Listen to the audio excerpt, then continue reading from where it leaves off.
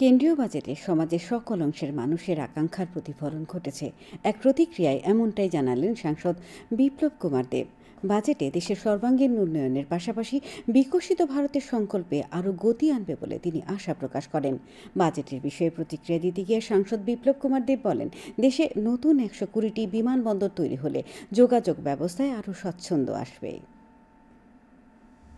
এই বাজেটের মূল বিষয় হচ্ছে এই প্রথমবার মধ্যমবর্গীয় যে ব্যবস্থা রয়েছে ভারতবর্ষের মধ্যে, মধ্যমবর্গের লোক তাদের জন্য যে ট্যাক্স রিডাকশন সেটা 12 লাখ টাকা পর্যন্ত করে দেওয়া হয়েছে। এটাতে বড় মাত্রায় সরকারি কর্মচারী থেকে নিয়ে 12 লাখ টাকা পর্যন্ত ইনকাম যারা আছে এরা ইনকাম ট্যাক্সের বাইরে চলে গেছে, লাভবান হবে।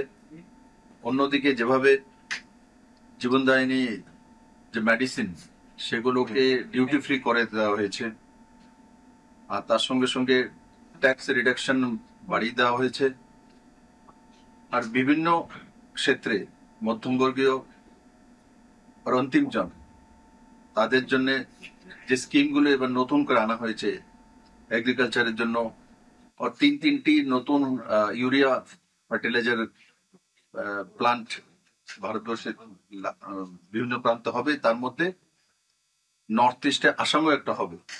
তো কুল মিলিয়ে যে বাজেট সেটা জনদরদি বাজেট এবং সঙ্গে সঙ্গে যুবাদের রোজগারের বাজেট, মহিলাদের স্বরোজগারি করার জন্য এসএসজি এবং অন্যান্য গ্রুপদেরকে শক্তিশালী করার জন্য বাজেট। আমি আশা করি তাতে ভারতবর্ষের প্রত্যেকটি প্রান্তে লাভবান হবে এবং রাজ্যগুলোকেও ক্যাপিটাল এক্সপেন্ডিচার প্রায় 2 লাখ কোটি টাকার কাছাকাছি ক্যাপিটাল এক্সপেন্ডিচার যাতে লোন নিতে পারে এক্সট্রা, সেই ব্যবস্থাও এই বাজেটের মধ্যে রয়েছে।